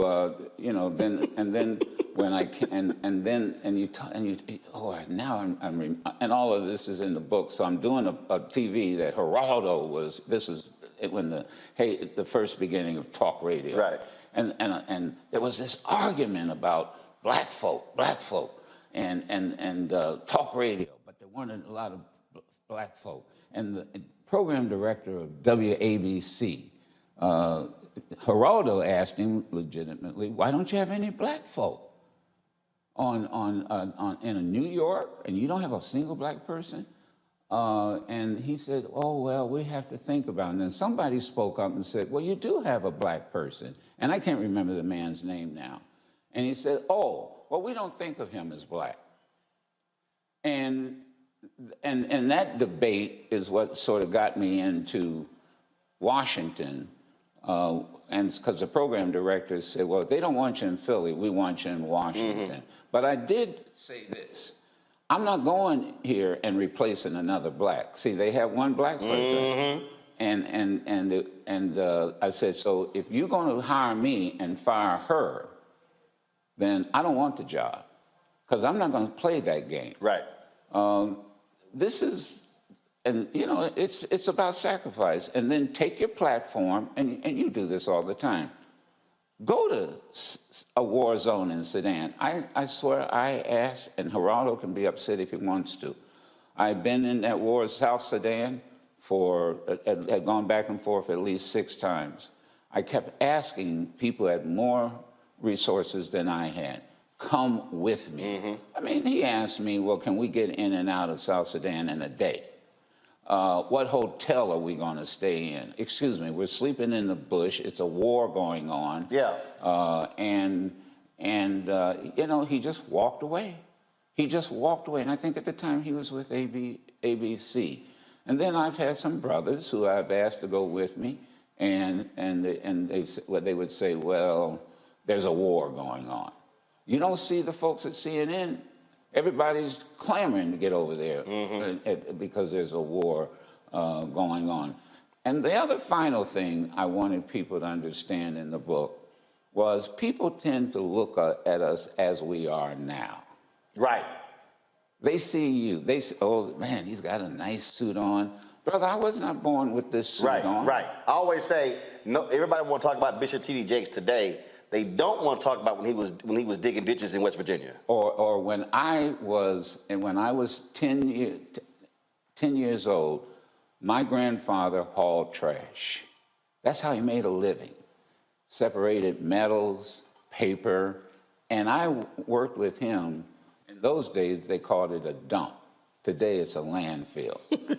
And that's how I spent my summers. That's how I made my money in my summer.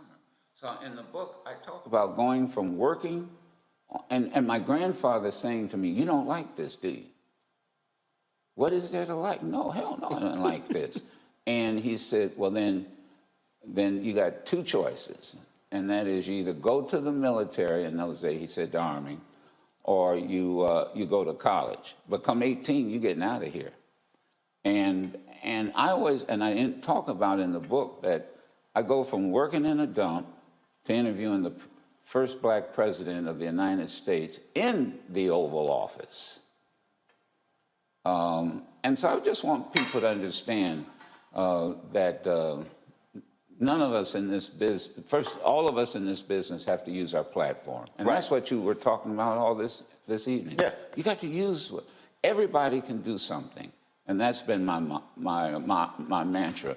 No matter who you are, everybody can do something. I can't do what you do. This place is, I mean, I wish people could see where I am. This is magnificent. Man, you ought to be renting this out to all kind of folks. But everybody... That's on the list. But everybody can do something. The thing that, you talked about being talk radio, and the general public really doesn't think about this, how white folks absolutely dominate talk radio. Oh, yes. But not just talk radio, sports talk radio. Oh. And so how people, I tell people all the time, the media is the second most powerful institution in the world. First being? Guns, okay. the military. Yeah. Get the guns. Any coup is guns first, media second. Right. And just what you said is what you do with it. So you've seen other folks and how they frame stories and how they've talked about stories and how they've talked about individuals. The white loud Republican, how he dog and Phyllis Randall. No, we're gonna have Phyllis on. And again, it's framing. And I tell people all the time, you cannot ignore the reality of how powerful media is in shaping the hearts and minds of the public. That's right. And the other thing I'll talk about, and that is, and this is what makes your show so fascinating and popular. You hear me say, put it where the goats can get it. Yeah, I tell people that all around the country. I said, as Joe Madison says, put it where the goats can get it. Now, that is, I came, you know, and I'm kind of intimidated with all these distinguished professors. I mean, I am absolutely, especially my man from Howard. Look at Greg. I am. But let me tell you, I came back from college, and I believe it was a Thanksgiving dinner. My grandfather, Clarksdale, Mississippi, no more than a 6th grade education. Wasn't because he was dumb. It was just what it was. Jim Crow as well, Jim Crow. And I'm trying to wax eloquently about what this philosophy teacher and da-da. My grandfather looked, he said, Joseph, why don't you put it where the goats can get it? And I thought, what the hell is he talking about? It's an old country saying. Goats eat down to the root. They go beyond the top and they go all the way down. And he said, if you can explain it to me so that I understand it, I imagine that teacher with a PhD would probably understand too. Right.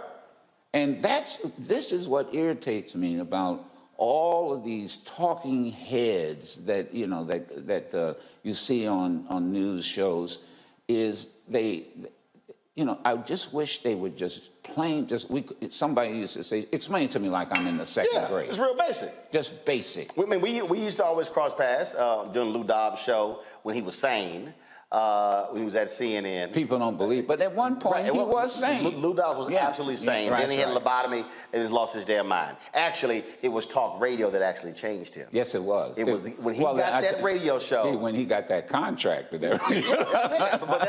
Because when he got the radio show, it was around the same time that Rush Limbaugh signed for $100 million. Yes. And Lou, that's what caused Lou to lose his damn mind. So we used to always do these shows together, and you're absolutely right. One of the things that made me so popular on CNN, I told it straight.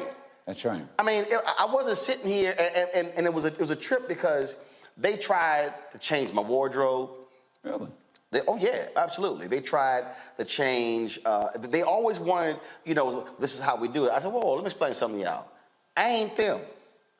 I remember sitting on the set one day, and Joel Klein with Time Magazine, we're sitting there, and someone said something. I said, no, I ain't him. I said, first of all, look at him. I said, he got dirt on his jacket.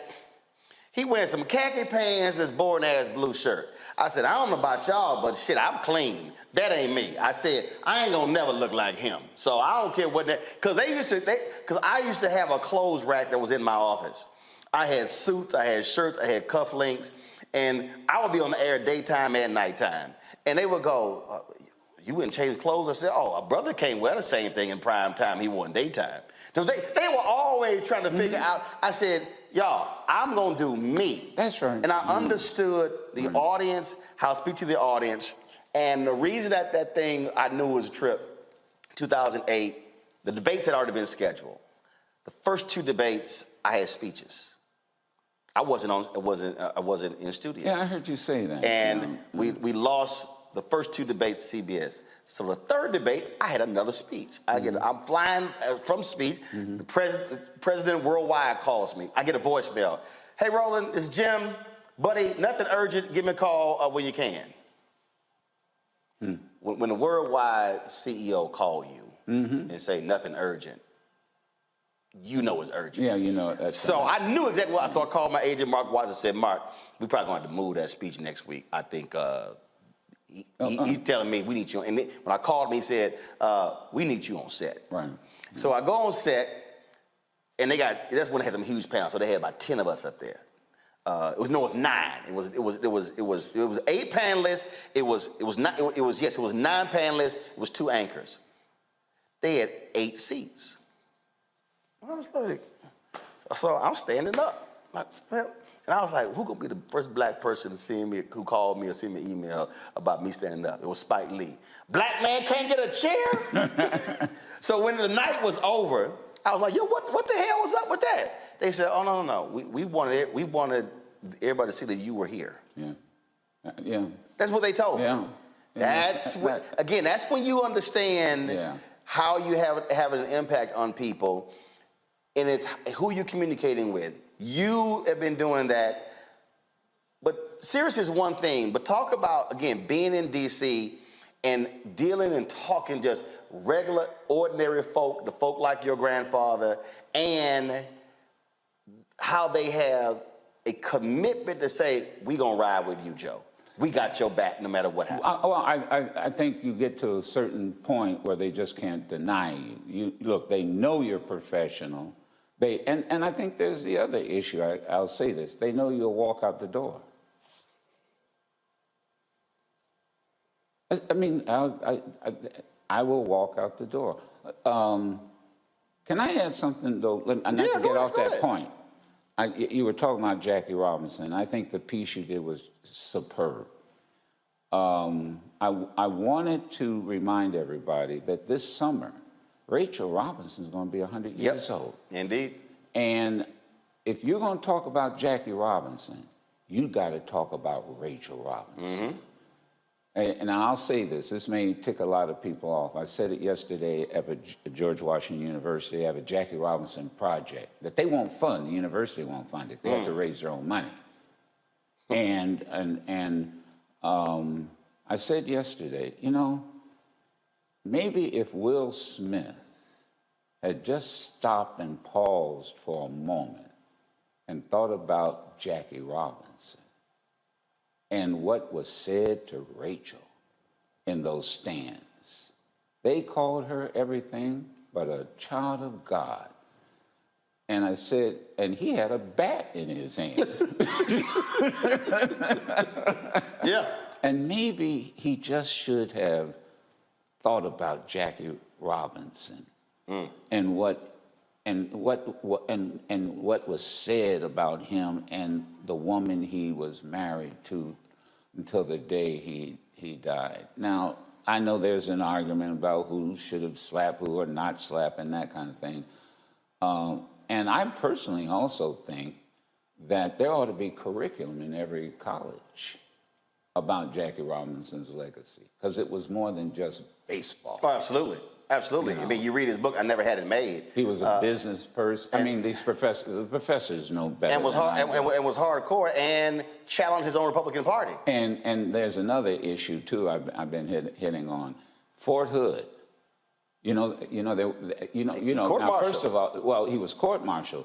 There is an effort and a petition to change the name of Fort Hood to the Jackie Robinson base. Really? Yes. Look it up. And by the way, so let's start with who was Hood.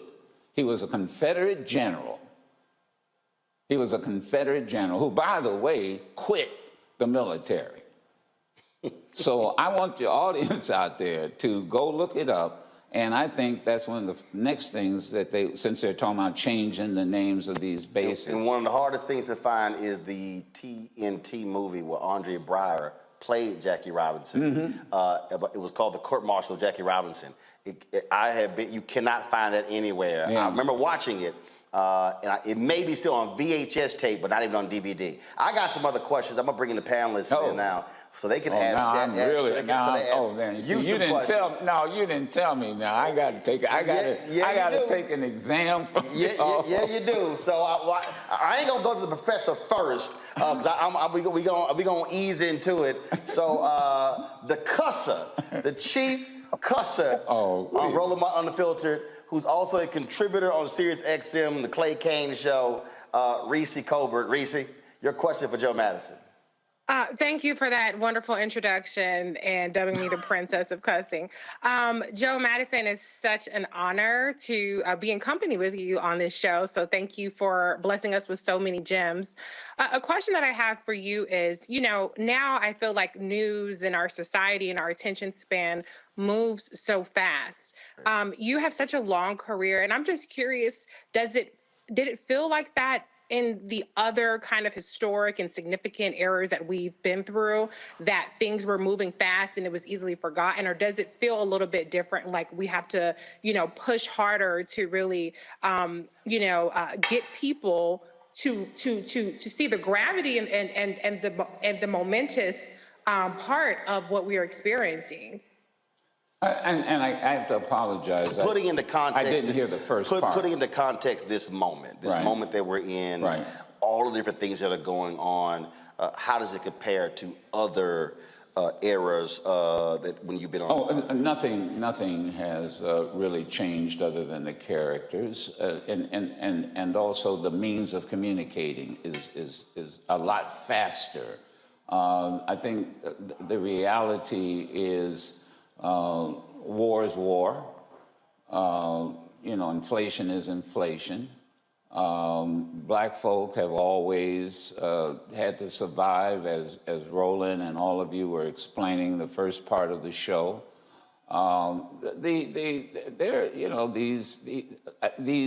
It's something. Maybe the best way to put it, like putting it where the goats can get it. It's Jim Crow's sophisticated cousin. I always refer to him as James Crow Esquire. Same attempts to maintain white supremacy. No ifs, ands, buts about it. It's just more sophisticated. And they've learned a few tricks. But the reality is that it's just sophisticated. And we have to do more reading, we have to do more researching, and I also say this, it's, again, in the book Radioactive, it's cultural conditioning. Now, what do I mean by cultural conditioning? And you've been saying this all evening long. America is culturally conditioned to believe that white is superior, black is inferior, and the manifestation of that cultural conditioning is that blacks are undervalued, underestimated, and marginalized. And some of us are culturally conditioned to believe, to undervalue, underestimate, and marginalize ourselves. When you were talking about the monarchs, you can have both monarchs and blacks in Major League. I mean, but we have to recondition our culture. And culture is the For me, I say reprogram. Yeah, but it's the same thing. And culture is the hardest thing to change. And in any country, culture is the most difficult thing to change. But see, what you said about when you talked about if Will had stopped and thought about Jackie Robinson, it's about being intentional. Just what I was saying, when I was picking shoes, I could have said, I'm gonna wear a white pair of shoes. No. I'm gonna specifically wear those because they're black-owned company. That means stopping yourself thinking it through, taking that moment, thinking it through, no, I'm wearing these for a reason. And I think what happens is, we have gotten, first of all, I tell people all the time, we have to really not appreciate, but understand how powerful white supremacy was in terms of how it's so deeply ingrained into our psyche and white folks that, yeah, we can look at something, and I get it all the time where somebody's like, yeah, but we gonna get you a real show. Yeah. I'm sorry. Yeah, what the hell is it? What you mean real? Oh, let me tell you about And they really mean white. Yeah, I have a chapter in the book where I talk about, people always ask, how did you get the handle Black Eagle? And when I first started using that handle, folks went crazy on the radio. I mean, these white people went nuts. Now, the managers didn't, because what are they going to tell me? I can't say it. And let me tell you how it came about. I was following Oliver North. We're in a meeting with a talk show consultant who was bragging about Oliver North. Oliver North had never done talk radio before. Oh, he's the Captain Kirk of this this Enterprise ship. And I said, well, what are we? We're not oatmeal. I mean, what are we? And he brushed me off. So I left the meeting and got in the car with Dick Gregory. And I said, you know what? I think I'm going to start calling myself the Black Eagle. I'm in Washington. Right. National bird is the eagle. And I said, but have you ever heard of a Black Eagle? He said, no, but I think tomorrow morning we're going to be hearing about it. But guess what happened? I find then God is fate. I'm looking at National Geographic, and they do a special on eagles. And the biggest, largest eagle species is a Black Eagle. Wow. And then you would have white folks call in and say, well, if you the Black Eagle, I'm the white pigeon. And I said, well, just remember, eagles eat pigeons. So, I mean, I just think you have to be original, you have to be authentic, and you have to be daring. Yep. That is, and you know who told me that was Aretha Franklin. The queen. Yeah, because when you hear Aretha Franklin, that's who you hear, and you know it. Yeah. And remember, she wasn't a big success when she first started out because she was doing other people's... She was doing covers. Covers. When she decided to be authentic, there you go. That's when she became a hit. There you go. That's why, and I say this, and that's why I consider you a brother and a friend. You're authentic. And people need to understand that. You are authentic. And folks just don't like it, just gotta get used to it. Whatever. Yeah. Whatever.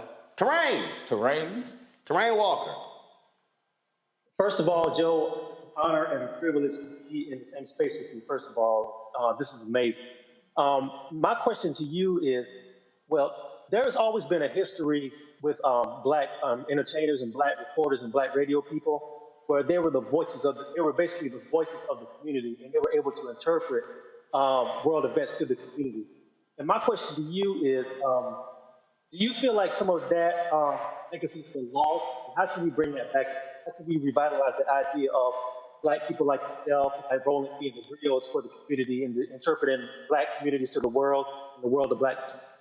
We've always had in these cities, in each one of these cities, you had a Black Eagle. You had that voice. Yes. It could have been a DJ, could have been a talk show host, could have been a columnist. And there was a congressman during Reconstruction period. He was known as the Black Eagle. Yeah, go ahead. And in many ways, I think what Terrain is saying is we've lost that. And so how do we bring that back where we have these voices that, to your point, that are sacrificing for the collective, and I'll add to what you said, Terrain, who are not all about getting them the check, but is really about representing the people in the community. I don't know how to answer that. I really honestly don't know. I think that's maybe one of the reasons I did the memoir, is what made you? What made you You know, my grandfather, working with my grandfather in the trash truck. What made you was my minister at St. Margaret's Church, who was a brilliant man. What made you? It was a football coach who, by the way, my first football experience, I got kicked off the team because I was active in large part in the Black student movement. This is, and some of you may know this, and that is we were trying to get Black studies on these campuses. You know, brothers are getting kicked off the football teams around, go read this, around the country because they wore afros or because there was a Black student movement and ball players were looked up to. And if you walked around campus maybe with a Black band as part of the protest, the coach would call you in and say, you take that Black band or you lose your scholarship. And some folks wouldn't do it and they'd sacrifice their scholarship. That's the best way that I can answer it. Our perspective is what creates us. And our experience creates our perspective. And so I guess it was all the things I went through. And that's why it was a challenge writing this book, because I had to go back. And the editor kept saying, well, why did this happen? Why did that happen? And so it's based on your experience. Why are you the way you are? Why are these professors the way they are? And what makes you you? What makes you you? The way I would answer what Terrain asked is this way. I am who I am today because there was a Black newspaper that I worked for. John Ware was a former city manager of Dallas.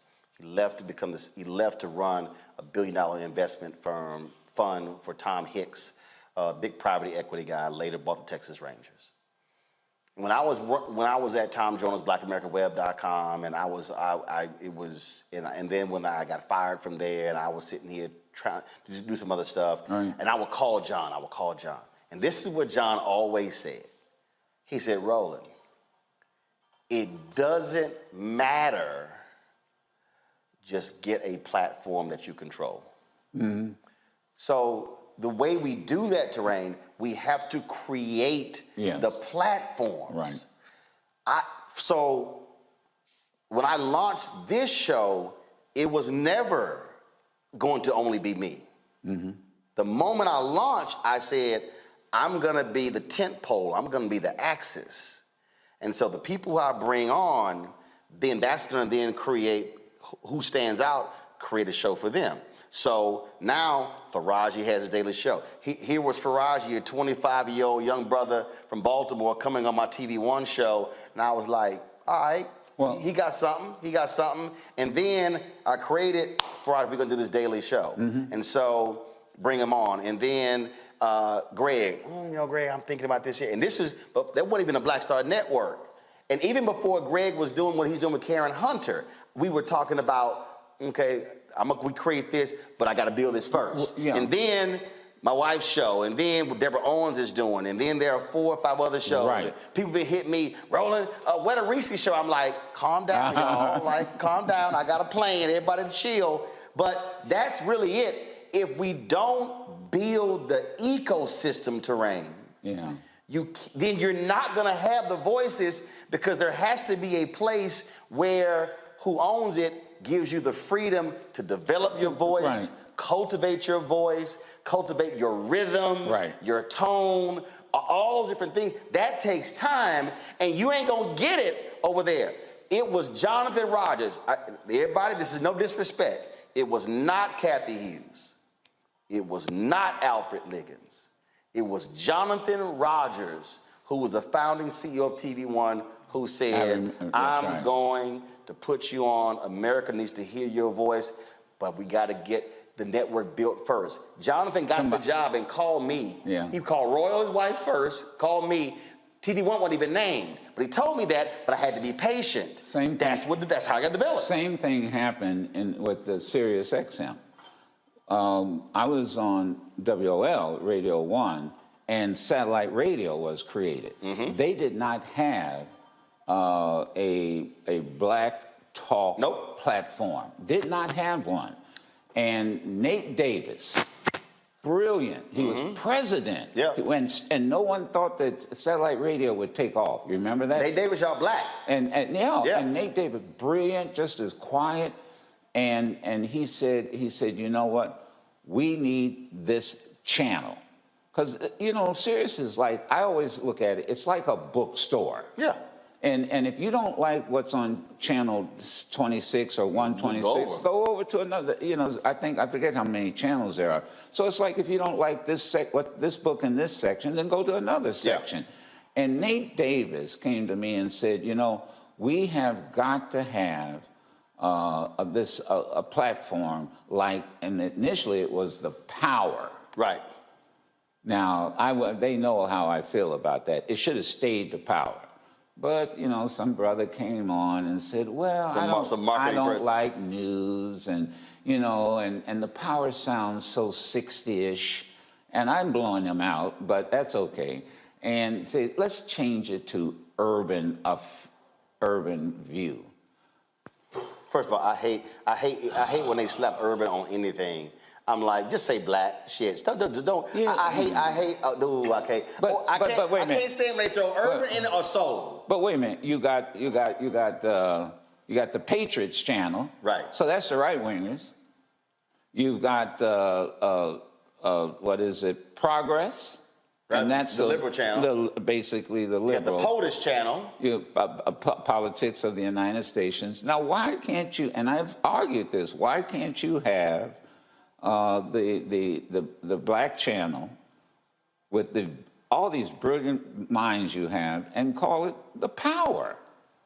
And so what I've been told is, you know, it is what it is now. You guys are really popular, so don't change it. And I'm saying, okay, I'm still gonna cuss. So, no, I'm teasing. Dr. Greg Carr. Oh, I'm really intimidated now. Oh, no, God.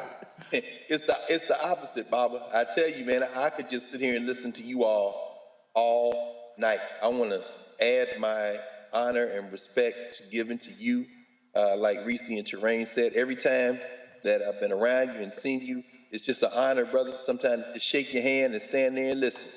I remember the first time I saw your studio in Sirius XM in D.C. I went down to do Wilma Leon's show on the weekend.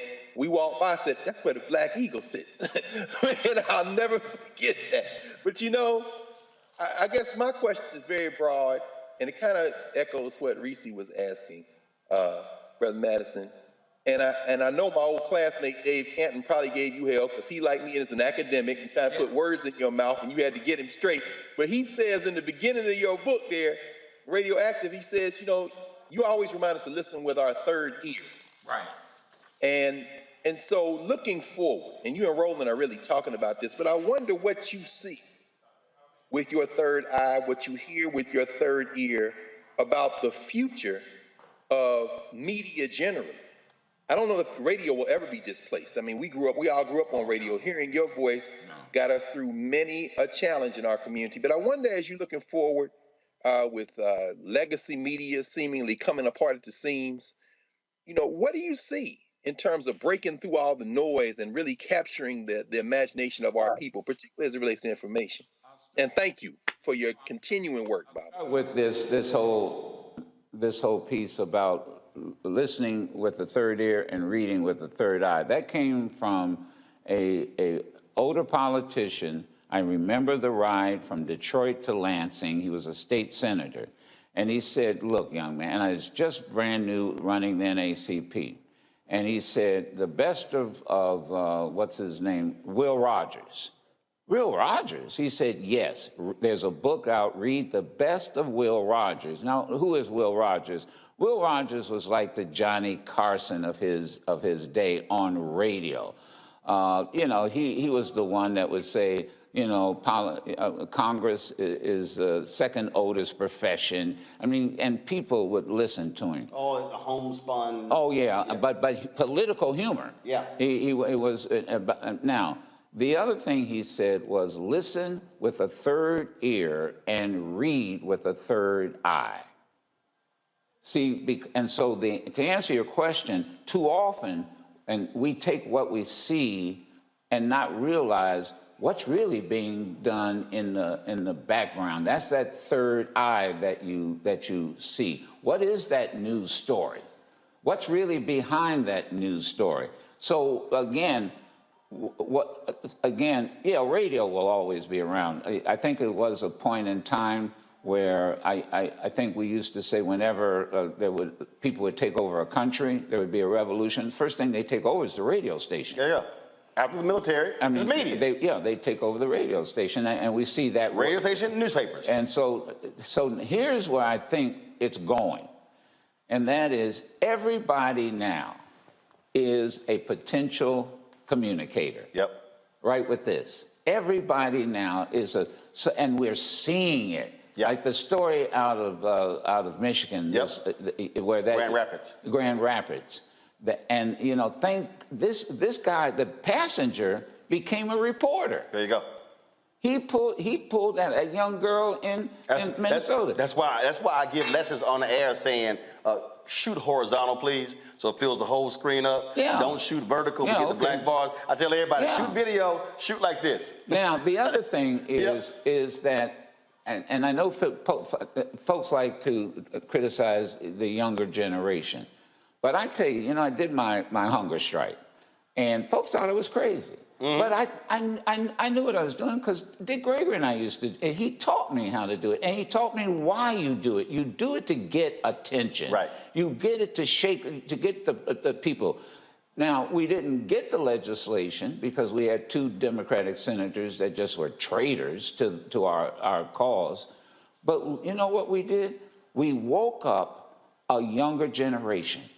They now know what a filibuster rule is. They now know how Congress works. Young folk went on hunger strikes that you know you couldn't get them to pass a fast food place. They realized we have to make sacrifices. We woke up a generation. And Doctor, I will say this to you, and I say this with all due respect. Quit talking about passing the torch. Now, I'll tell you why. I'm not going to pass my torch. I'm going to hold on to my torch. I'll light your torch. Right. So because if I pass my torch on to you, I'm in the dark. Right. I'm in the dark. I use the relay example. You know, thank you. You run a relay. This is what I explain to people. But you got to keep running, though. Right. First of all, right. You're running at the same time they're running. Right. When you stick it out, they have to reach back. And there's a point when both of you are holding the baton at the very same time, and then you got to let that baton go. And that generation has to run faster than we did. There you go. So what I tell folks, I've always hated that phrase too.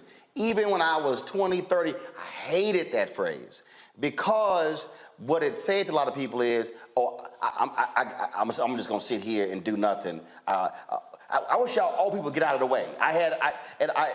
We were on, I'll never forget, it was after Trayvon Martin, after the Zimmerman decision, he's found not guilty. And folks were they were shocked. I'll never forget that. I'll never forget the night. It was a Saturday night. Deltas had their national convention here. I was actually at their step show, and the thing that just circulated. And by 3 o'clock in the morning, probably about 800 people around the world who were on the phone. The next night, it was like 2,000 people who were on the phone. People just wanted to talk. It was interesting. They had no place to. They were like they wanted to go to some place to convene. Mm-hmm. It basically turned to a talk show. Mm-hmm. But what was a trip is that a group of black folks 20, 30, 40s, started convening. It was very interesting. And so we're on these calls. And one of the things, Joe, about really smart people, really smart people don't sometimes know how to slow down. So they're sitting here, and they was like, we call for, do this and do that, and this, and the website, it was going on and on. And so Jeff Johnson and I, we chilling. Jeff goes, folks, I'm just curious. Who are we targeting? Who do we say we're speaking for? So Jeff and I, we started communicating on this deal. So that was this young lady who hit Jeff, and she was like, oh, you know, I'm tired of these old heads like rolling my, why is he on the call? And Jeff said, he said, let me ask you a question. You think he arrogant? He was like, and? He said, but who else on the call has a national platform? Yeah, exactly. He said, he the only one. And then he said, who else on this call, if we needed somebody to kick off what we were doing and put $10,000 on the table, who could do it and not blink? Yeah. He said him. He said, why in the hell would you not want that person at the table? Yeah. That's part of that whole thing with this folk fighting and who I don't want in the room. I'm like, hey, if you got something to contribute, we all can be. Everybody can do something. Everybody. Look, Rosa Parks lit my torch. In the book, we talk about her, we boycotted the city of Dearborn. And because an issue with a park. Dearborn is not the Dearborn you know now. Right. It was a sundown town, and a dusted sundown. And the black population was less than 1%. Some black folk, here's Dearborn, here's Detroit. You cross the street, you're in Dearborn. Some folks went over and went to a park shelter. People came in and said, well, you can't, this is Dearborn Park. You can't have this, it was a public park. You can't use this shelter. And lo and behold, we're reading, again, the newspaper. A good friend of mine, he worked at John Conyers' office. Rosa Parks worked there. And he said, we got to do something about this. This is a public park. So we got together and said, okay, fine. We'll boycott the city of Dearborn. So, you know, they had a huge regional mall. Black folks were spending their money. We did. And Rosa Parks said, I'll join you. Oh, okay. And so we decided, we took a lesson from Randall Robinson and the boycott, the boycott of the South African embassy. We did it the day before Thanksgiving. Why? Media. Why? You know why. Because Thanksgiving Day was going to be a slow news day. So Rosa Parks and Joe Madison gets arrested in Dearborn, calls for a boycott. 70%, it was instantaneous. It was spontaneous. People stopped shopping what they call now Black Friday. Right. They stopped. Let me tell you who gave me more hell than anybody in Dearborn, the older black leadership. You did not get my permission to call a boycott. Because Henry Ford called all of the black leaders. Now, Coleman Young was mayor, and there were some powerful black folk. I'm just a young 20-something NAACP executive. I don't know. I wasn't even with. I was on the political department at the time. Yeah, because I was with Ben Hooks. They called me into a meeting. This was a Saturday morning. They have eggs, bourbon, and you know, that one of those meetings, like a kitchen cabinet. And there were some powerful folks. There was a federal judge. There was a mayor. There was a labor leader. Man, these are older brothers. Right. And they said, you know, you remind me of myself when I was your age. But young man, this is Coleman Young, you got to, you know, you didn't get my permission to call this boycott, and you got Henry Ford pissed off at me, and da-da-da-da-da-da. And I said, Mayor Young, with all due respect, I didn't think I needed your permission to call a boycott. And I have it in the book. He looked me in the eye and said, boy, you need my permission to fart in this city. But you know what? You can't stop it. Right. It's already happened. Too late. It's too late. You got to call it off. And they tried to pressure us to call it off. It was too late. And the lesson I learned was boycotts are successful one of two ways, and Ben Hooks taught me this. They're either spontaneous or they're well planned. There you go. And he told this group of folks who wanted me out of the city, we know it wasn't well planned because y'all didn't help him. And he pulled me out of one of these meetings and said, no, he's not, because they said, get him out of town. And he said, he's not going anywhere. Come on. He stood me up and said, come on, we're leaving. This is, and by the way, this is what young people need to understand. It's never been kumbaya. Never. We've always, you know, Dr. King wouldn't go on the the bus rides, on the freedom rides, because he thought it was dangerous. Kennedy said, talk him out of it, talk John Lewis out of it. And they say we're still going. Yeah, and that's why all of this is in the book, and that's why it's radioactive. And I got that, I got to give credit to Ron Daniels, our brother Ron Daniels. He said, you know, you're just radioactive. And I always remembered that from the good professor. We're going to go 7 more minutes. I know we're over. We're going to only go 7 more minutes. See, when you have your own show, you can do that. That's true. That's true. But I'm also, you paying. I got to pay overtime. I'm going to do this. So the panel, you can have another question. But I'm going to ask a couple first. First, who black gave you the most difficulty interviewing them? Where they were like just getting on your damn nerves and you had to just like, where it got contentious, it got hot? Nobody. So was there anybody? Did you have any interview where it was a battle? It was a. You know, that's interesting. I hadn't thought about that, but I can't think of anybody, like you said, who was black,